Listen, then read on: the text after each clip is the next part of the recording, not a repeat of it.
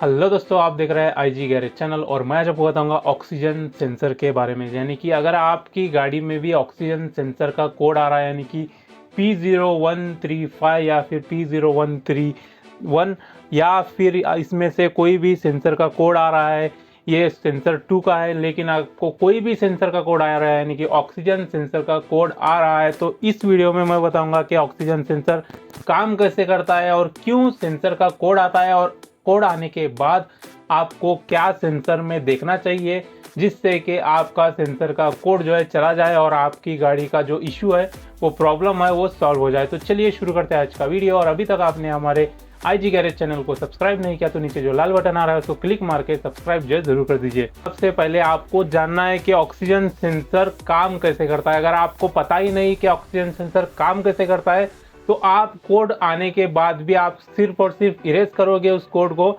लेकिन आपको प्रॉब्लम देखने के लिए नहीं मिलेगी। यानी कि प्रॉब्लम आप ढूंढोगे नहीं, आप सिर्फ और सिर्फ उसको इरेज करोगे और उसको गाड़ी को भेज दोगे और वो 5 किलोमीटर जाने के बाद फिर से जो ऑक्सीजन सेंसर आएगा। इसके लिए आपको जानना है कि ऑक्सीजन सेंसर किस तरीके से काम करता है और उसके बाद आपको जो है उसको रिपेयर करना है, या फिर आप जो है उसके हिसाब से, यानी कि हर गाड़ी का सिचुएशन अलग रहती है ऑक्सीजन सेंसर आने की, और हर गाड़ी में ऑक्सीजन सेंसर अलग अलग जगह जो है रहता है। यानी कि ऑक्सीजन सेंसर में भी 4 ऑक्सीजन सेंसर रहते हैं, अगर आपको पता हो तो। ऑक्सीजन सेंसर 1, ऑक्सीजन सेंसर 2, यानी कि ब्लैंक 1 सेंसर 1, ब्लैंक 1 सेंसर 2 करके रहता है। या फिर इस तरीके का अगर आपके पास गाड़ी आ गई है जिसमें सेंसर 2 है, यानी कि एग्जॉस्ट गैस जो है 2 जगह से निकलती है, तो उस टाइम आपको 4 सेंसर देखने के लिए मिलेंगे। Blank 1 sensor 1, blank 1 sensor 2, blank 2 sensor 1 और ब्लैंक 2 सेंसर 2 करके। तो आपको किस तरीके से पता लगाना है कि कौन सा सेंसर है और किस तरीके से उसके ऊपर वर्क करना है, इस वीडियो में मैं पूरा समझाऊंगा। तो सबसे पहले देखिए कि सेंसर किस तरीके से रहते हैं। यानी कि आपको सेंसर यहाँ पे आपको इसको ब्लैंक 1 कहते हैं। यानी कि आप इधर देखेंगे सेंसर के कोड में, तो यहाँ पे ऑक्सीजन सेंसर सॉकेट माल फंक्शन ब्लैंक 1 सेंसर 2 करके दिखा रहा है। यहाँ पे आपको सेंसर 1 भी दिखाएगा, सेंसर 2 भी दिखाएगा। यहाँ पे देखिए ब्लैंक 2 सेंसर 2 करके दिखा रहा है, यहाँ पे आपको सेंसर 1 दिखाएगा, सेंसर 2 दिखाएगा। तो इस तरीके के बहुत सारे कोड रहते हैं ऑक्सीजन सेंसर में, लेकिन आपको कैसे पता लगेगा कि कौन सा सेंसर आपको आया है और कौन से सेंसर पर आपको काम करना है, वो आपको पहला इंपॉर्टेंट चीज़ जो है आपको जाननी है। तो समझ लीजिए कि ये ऑक्सीजन सेंसर है, यानी कि ये मिनी फूड है, और मिनी फूड के बाद आपको एग्जॉस्ट मिनी फूड, और इसके बाद आपको सेंसर जो आ रहा है उसका नाम है ब्लैंक 1 सेंसर 1। यानी कि जो आपकी गाड़ी, जो आपका 4 पिस्टन का जो गाड़ी रहता है उसको सेंसर 2 रहते हैं या फिर 1 रहता है।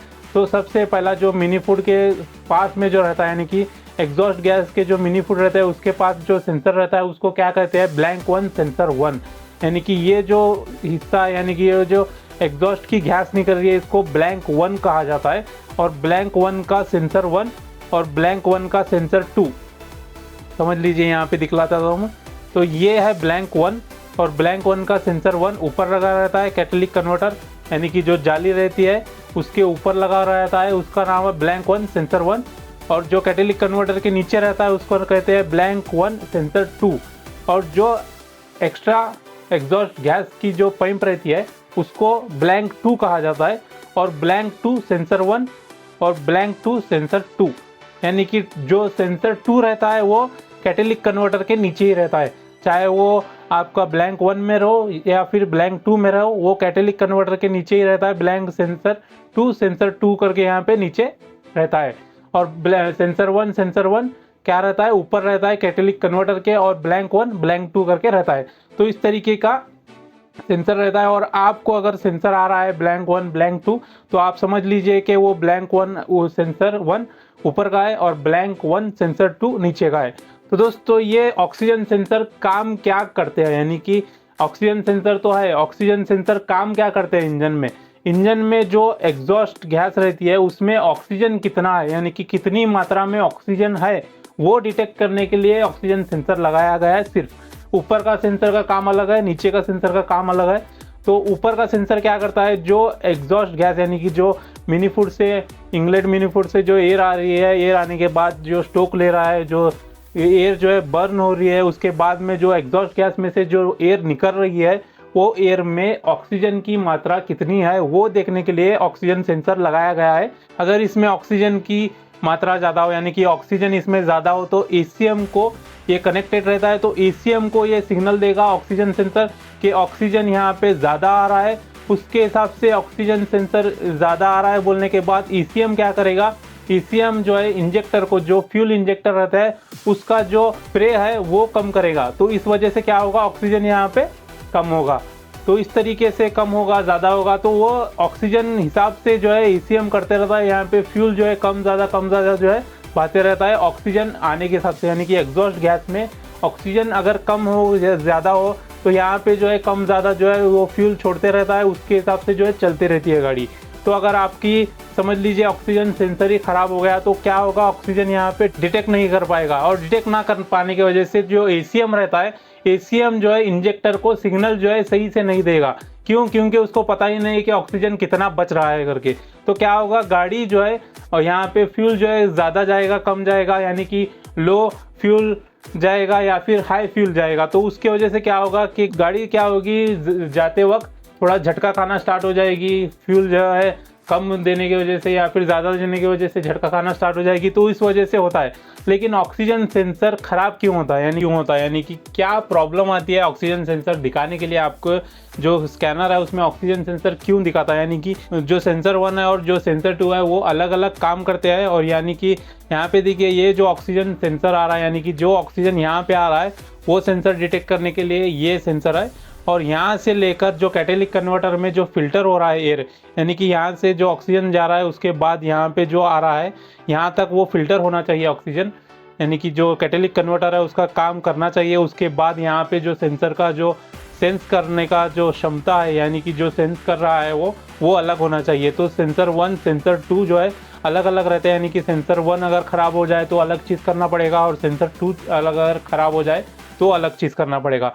तो सेंसर 1 और सेंसर 2 में क्या क्या डिफरेंट रहता है, यानी कि जो वायरिंग रहती है वो तो सेम ही रहती है दोस्तों, जो वायरिंग रहती है वो तो सेम ही रहती है। यानी कि जो सेंसर रहता है ऑक्सीजन सेंसर, उसमें 4 वायर रहती है, 4 वायर में से 2 वायर जो है हीटर के रहती है और एक सेंसर सिग्नल देने के लिए रहती है, और जो 4th वायर है वो रहती है माइनस वायर, यानी कि ग्राउंड वायर। तो इस तरीके के 4 वायर रहती है और आपको क्या करना है, इसकी कनेक्टिविटी चेक करनी है। यानी कि जो सेंसर की वायर है उसकी 4 वायर है, चारों वायर की कनेक्टिविटी जो है आपको चेक करनी पड़ेगी। अगर कनेक्टिविटी यहाँ से लेकर यहाँ तक आपकी कनेक्टिविटी सही है तो समझ लीजिए कि वायर में कुछ प्रॉब्लम नहीं है। अगर कनेक्टिविटी सही नहीं है यहाँ से लेकर यहाँ तक की तो आपको कुछ भी बीच में प्रॉब्लम हो सकती है, तो वो उसको फिक्स करना पड़ेगा। उसके बाद आपको जो है इस सेंसर को जो लगा रहता है वो सेंसर की वायर जो करंट आ रहा है वो करंट जो है सही से आ रहा है या नहीं आ रहा वो चेक करना पड़ेगा आपको। अगर दोनों भी सही से आ रहे हैं तो आपको चेक करना पड़ेगा सेंसर को। सेंसर के अंदर जो है हीटर रहता है, यानी कि हीटर रहता है उसके अंदर हीटर, 2 हीटर रहते हैं। हीटर के बाद ही जो है सेंसर काम करता है, क्योंकि सेंसर जो रहता है उसके अंदर हीटर रहता है। हीटर जब तक आपकी गाड़ी गर्म नहीं हो जाती तब तक जो है वो हीटर करने के लिए उसको जो है 2 वायर दिया गया है, क्योंकि जब तक हीटर काम नहीं करेगा तब तक जो है सेंसर जो है सेंस नहीं करेगा। इस वजह से जो है इसके अंदर हीटर दिया गया है। तो हीटर भी जो है आपको चेक करना पड़ेगा, यानी कि जो वायर हीटर की वायर रहती है आपको वहाँ से ही चेक करना पड़ेगा। सिंपल तरीका है वायर चेक करने का, कनेक्टिविटी चेक करने का। अगर आप जानते हो तो आप आराम से कर लोगे। तो यहाँ पे देखिए हीटर की वायर चेक करनी पड़ेगा, हीटर की माइनस वायर चेक करना पड़ेगा। इसमें वोल्टेज जो है एक 20 वोल्ट का आता है, एक 20 आता है, एक 12 आता है, तो आप उसमें चेक कर सकते हो। तो सेंसर की सिग्नल की वायर एक जाती है और एक ग्राउंड की वायर एक रहती है। तो ये सिंपल है। तो इसके बाद आपका आता है सेंसर 2, यानी कि जो सेंसर रहता है उसके अगर आपको वायर सही से है और उसके बाद उसकी जो कनेक्टिविटी सही से है तो समझ लीजिए सेंसर, अगर आपके पास पुराना कोई भी सेंसर है तो वो लगा के देखिए, क्योंकि सेंसर भी बहुत ज़्यादा ख़राब होते हैं। तो सेंसर लगा के देखिए, चेक करिए। अगर सेंसर सही से काम कर रहा है आपका पुराना, या फिर आपके पास जो कोई भी सेंसर है वो सेंसर अगर काम कर रहा है तो समझ लीजिए कि सेंसर ख़राब है। अगर सेंसर काम नहीं कर रहा तो समझ लीजिए कि एसीएम में कुछ भी प्रॉब्लम है और वो आपको टेक्नीशियन के पास लेकर जाना पड़ेगा एसीएम निकाल के।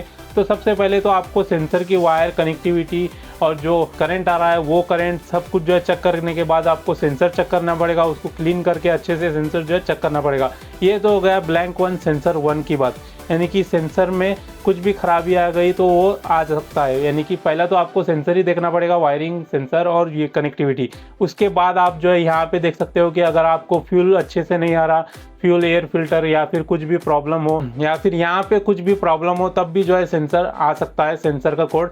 लेकिन ये जो है रेयर है, यानी कि ये बहुत मुश्किल से होता है। यहाँ पे कुछ भी प्रॉब्लम होगा तब यहाँ पे आएगा, तो ये थोड़ा बहुत मुश्किल काम है, यानी कि मुश्किल से हो सकता है, लेकिन ये हर गाड़ी को नहीं आता। तो आप पहले तो सेंसर ही चेक करिए, सेंसर की वायर चेक करिए, सेंसर की कनेक्टिविटी चेक करिए, उसके बाद ही जो है आ जाइए। उसके बाद आता है सेंसर 1 हो गया, उसके बाद आता है सेंसर 2।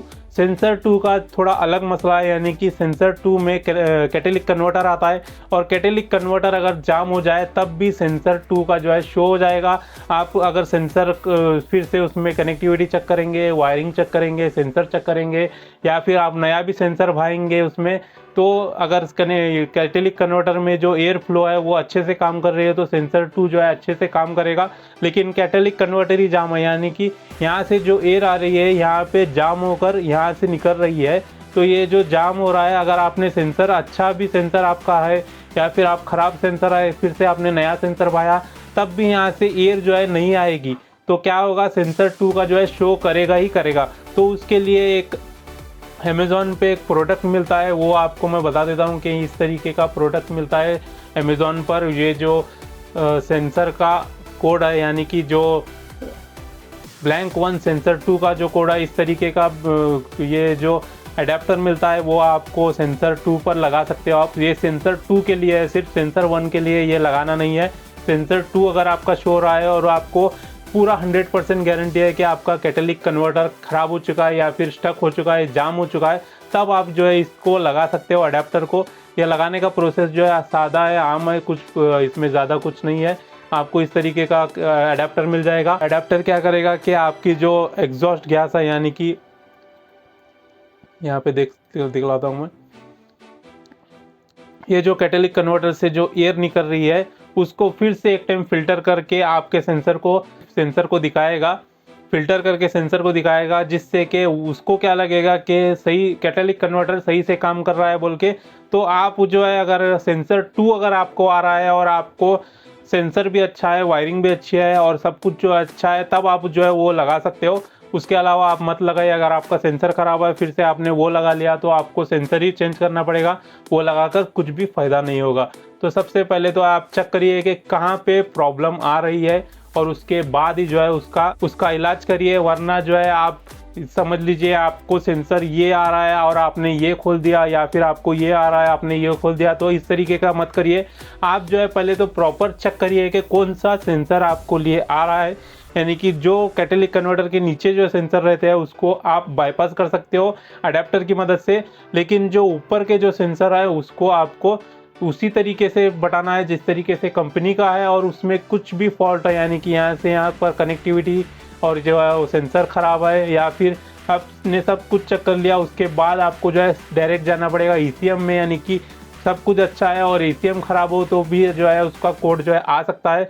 तो इस तरीके से आपको सब कुछ जो है चेक करना पड़ेगा और उसके बाद ही जो है उसका रिज़ल्ट जो है उसको फिक्स करना पड़ेगा, और उसके बाद आपको जो है क्लियर करना पड़ेगा पूरा स्कैनिंग में, और इस तरीके के कोड जो है आ सकते हैं आपको। और उसको बाद क्लियर करने के बाद आपका जो है सेंसर का कोड जो है चला जाएगा। तो उम्मीद है कि आपको वीडियो पसंद आया होगा। पसंद आए तो लाइक करिए, शेयर करिए, सब्सक्राइब करिए और